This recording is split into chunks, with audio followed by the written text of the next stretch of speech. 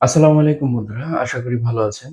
আমরা যারা এখনো চাকরিতে ঢুকিনি, টিউশন করছি অথবা বেকার আছি অথবা স্টুডেন্ট অর্থাৎ সহজ কথায় যারা এই মুহূর্তে বেকার বা করযোগ্য আয় নেই, তাদের মনে ইদানিং একটা প্রশ্ন ঘুরপাক খাচ্ছে। প্রশ্নটা হলো, আমার তো আয় নেই। তাহলে আমি কেন ট্যাক্স রিটার্ন বা এই রিটার্ন জমা দিব? না দিলে আমার কোনো সমস্যা হবে কিনা? জিরো রিটার্ন বলতে যেটা ট্যাক্স রিটার্ন, জিরো রিটার্ন বলতে কিছু নেই। তো আমরা আজকের এই ভিডিওতে দেখব যে আমরা যদি জিরো রিটার্ন সাবমিট না করি বা এই রিটার্ন না দাখিল করি তাহলে আমাদের কোনো আইনি জটিলতায় বা কোনো সমস্যায় পড়তে হবে কিনা।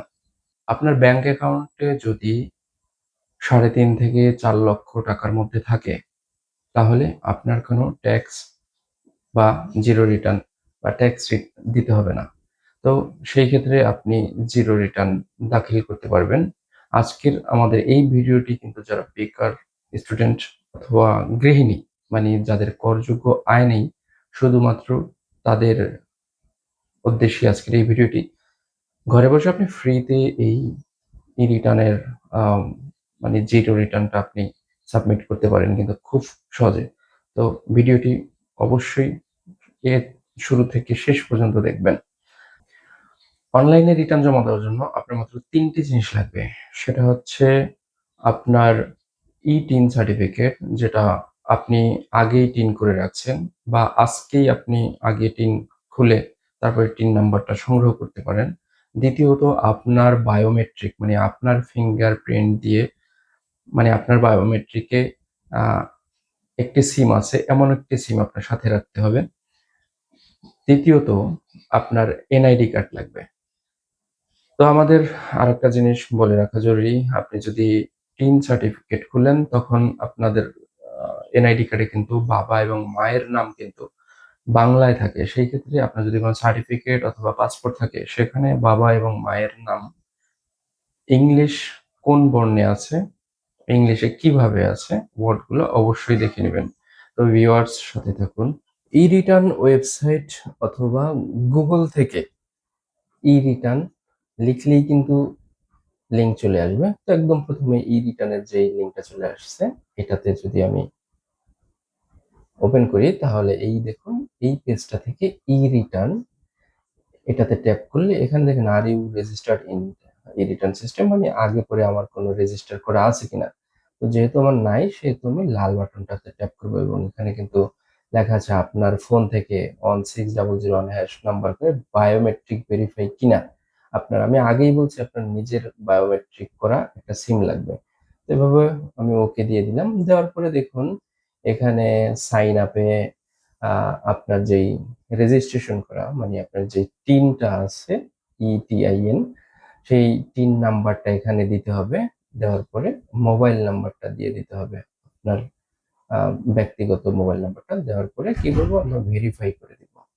তো ভেরিফাই করে আপনার ফোনে একটা ওটিপি চলে যাবে। সেই ওটিপিটা এখানে বসিয়ে দিতে হবে। দেওয়ার পরে এখানে আমাদের চুজন মানে পাসওয়ার্ড আমরা নিজের মতো করে পাসওয়ার্ড দিতে পারবো। তো নিউ পাসওয়ার্ড এবং পুনরায় আবার একটা পাসওয়ার্ড মানে ডবল পাসওয়ার্ড আমাদের দিতে হবে। পাসওয়ার্ডটা মোটামুটি স্ট্রং থাকতে হবে, বড় হাতের ছোট হাতের নিউমেরিক। তো তারপরে সাবমিট দিয়ে দিব। সাবমিট দেওয়ার পরে এখান থেকে পপআপ আসলে আমরা কেটে দিতে পারি। তো কংগ্রাচুলেশন, আমাদের সাইন আপ হয়ে গেছে। তো এখন আমরা সাইন ইন করব, রেজিস্ট্রেশন হয়ে গেছে। এখানে কিন্তু আমরা পুনরায় আমাদের সেই টিন নাম্বারটা দিব। দেওয়ার পরে আবার পাসওয়ার্ডটিও দিব। পাসওয়ার্ড দেওয়ার পরে সাইন ইন হবে। তো সাইন ইন এর পরে দেখুন এখানে আমাদের কিন্তু যে যখন আমরা টিন খুলেছিলাম সেই টিনে যেই ডকুমেন্টগুলা দেওয়া আছে, যে তথ্যগুলা দেওয়া আছে সেই তথ্যগুলা শো করতেছে। তবে এখানে পেন বাটনে এখানে এডিট করার সুযোগ আছে। আপনার যদি এখন এনআইডি চেঞ্জ হয়ে থাকে বা আপনি কোনো নাম চেঞ্জ করতে চান তাহলে এখান থেকে করা যায়, বা কোনো ভুল থাকলে আপনি সংশোধন করতে পারেন। তো আমি চেক করে নিচ্ছি যে টিন করছি তার সাথে বর্তমানে সব ঠিক আছে কিনা। আমি যেভাবে রাখতে চাই। তো মোটামুটি আমার দেখা শেষ যে ঠিক আছে। যদি সব ঠিক থাকে তাহলে অবশ্যই সেভ অ্যান্ড কন্টিনিউতে চলে যেতে পারবো। তারপরে সেভ অ্যান্ড কন্টিনিউ দিয়ে দেখুন is this your first return submission, এখানে অবশ্যই ইয়েস দিয়ে দিব। এই সুন্দর একটা পেজে নিয়ে আসবে। এই সুন্দর পেজ থেকে কিন্তু আমাদের রেগুলার এই রিটার্ন যেটা, সেই রেগুলার এই রিটার্ন বাটনটাতে ট্যাপ করতে হবে। আমরা এখন মূল ফর্মে চলে আসছি। দেখুন এখানে কিন্তু আমাকে উপরে অ্যাসেসমেন্ট ইয়ার 2025 থেকে 26 অর্থ বছর দেখাচ্ছে। তো এরকমটাই আসার কথা। আর রিটার্ন স্কিম এখানে সেলফ থাকবে অ্যাসেসমেন্ট ইয়ার 25-26, আর ফ্রম 1 জুলাই থেকে পরবর্তীতে কিন্তু 30 জুন এর মধ্যে থাকবে। আর রেসিডেন্ট স্ট্যাটাস নিচে রেসিডেন্ট থাকবে। এরপর দেখুন হেডস অফ ইনকাম। এই হেডস অফ ইনকামে any taxable income in this income year, মানে এখানে বোঝা যাচ্ছে যে এই বছরে ট্যাক্স দেওয়ার মতো কোনো ইনকাম হয়েছে কিনা। তো আগেই বলে নিচ্ছি যে এটা কিন্তু বেকার, গৃহিণী বা স্টুডেন্টের জন্য এই রিটার্ন দাখিল। তো সেই ক্ষেত্রে আমাদের কোনো করযোগ্য ইনকাম থাকার কথা না। সেই ক্ষেত্রে আমরা এক চান্সেই নো দিয়ে দিতে পারি। নো তো দেওয়ার পরে সেভ অ্যান্ড কন্টিনিউ দিয়ে দিলাম। দেওয়ার পরে পরবর্তীতে একটা যে পেজ চলে আসবে যে আইটি 10B রিকোয়ারমেন্টস, এখানে গ্রোস ওয়েলথ ওভার কি 50,000 না 5 লক্ষ, এখানে আমরা ইয়েস দিয়ে দিব। ইয়েস এর পরে আরো অপশন আছে যে on motor cars, on offshore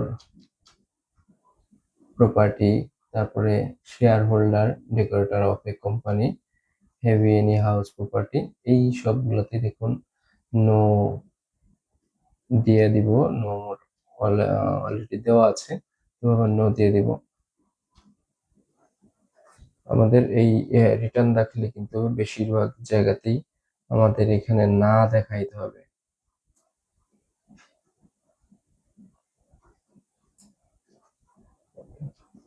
তারপর দেখুন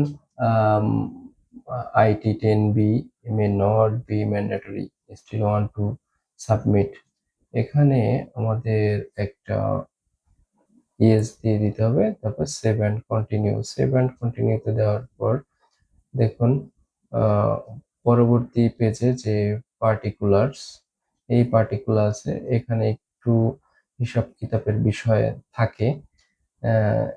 এখানে আমি আমার মতো করে একটা এই রিটার্ন দাখিল দেখাইছি এমন যে এই যে expense for food clothing and other essential, যে খাবার দাবার তারপরে জামা কাপড়, এর জন্য কিন্তু আমার বাৎসরিক একটা খরচ আছে। তো সেই খরচটা কত হতে পারে আমি 10,000 দেখিয়ে দিয়েছি। এবং এখানে যে কমেন্টে একটা ঘর আছে সেখানে এটা কোত্থেকে পাইছি, আমি যেহেতু বেকার বা স্টুডেন্ট, এটা আমার বাবা দিছে বা ভাই দিছে, বড় ভাই বা আমার গার্ডিয়ান যিনি আছেন তিনি দিছেন। তো এখানে আমি দিয়ে দিছি মানি গিভেন বাই ফাদার। এরপর এখানে auto and transportation expense, household and utility expense, festival and other special expense, এখানেও আমাদের এখানে দুইটা জিনিস দেখাইছি। অটো অ্যান্ড ট্রান্সপোর্টেশন, যে আমরা যাতায়াতের জন্য কোনো খরচ অবশ্যই করি, সেই বাবদ আমি 5,000 দেখিয়ে দিয়েছি। হাউস হোল্ড এগুলা আসলে জিরোই রাখছি। আর এখানে দেখুন এডুকেশন এক্সপেন্স, এখানে আমার বাৎসরিক মোটামুটি 20,000 টাকা খরচ হয়েছে, সেটাও আমি বসিয়ে দিচ্ছি given money given by father. এরপর দেখুন festival and others a special expense. এখানেও আপনি চাইলে কিছু একটা ধরিয়ে দিতে পারেন। তো এনি আদার্স এক্সপেন্স এ আমি আরো ৳৫,০০০ খরচ দেখাইছি। তো total expense related to lifestyle ৳৪০,০০০ আমার খরচ হইছে।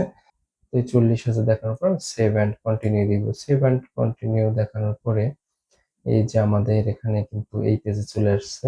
আদার আউটফ্লো ৳৪০,০০০ বা এই যে উপরে দেখেন অ্যাসেট এ ক্লিক করলে আমাদের অনেক ঘর চলে আসবে। তো এখান থেকে আমাদের আ কিছুই দেওয়ার মতো নেই। একটু আপনি দেখে নিতে পারেন।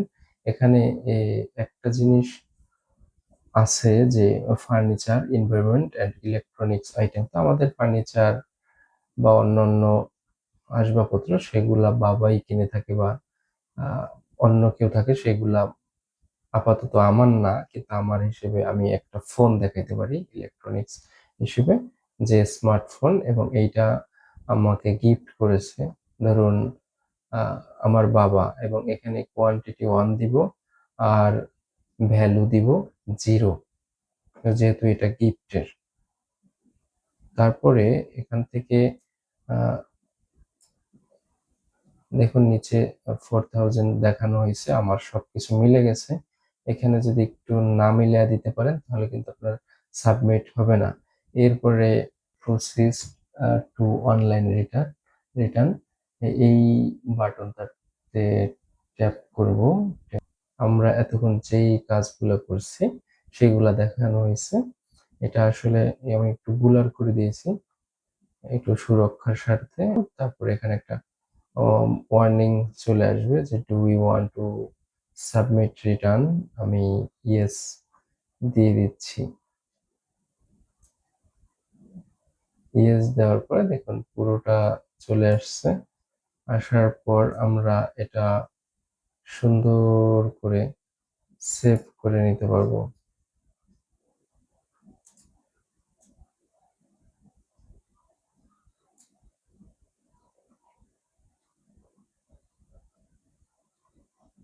তো আমি এখান থেকে ডাউনলোড করে নিচ্ছি।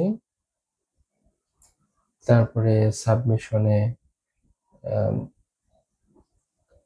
এই যে এইখান থেকে ট্যাক্স রেকর্ডে গেলে আমাদের um express certificate and PSR verification request um এটাতে গেলে আমাদের কিন্তু এই পেপারসটা চলে আসবে। এটা আমরা ডাউনলোড করে রাখবো। মোটামুটি এখানে ২ টা পেপারই ডাউনলোড করতে পারবো। আমরা আমাদের সময় অনুযায়ী, প্রয়োজন অনুযায়ী আমরা প্রিন্ট করে এটা আমরা আমাদের যেই কাজে যদি দরকার হয় সেটাতে খাটাইতে পারবো।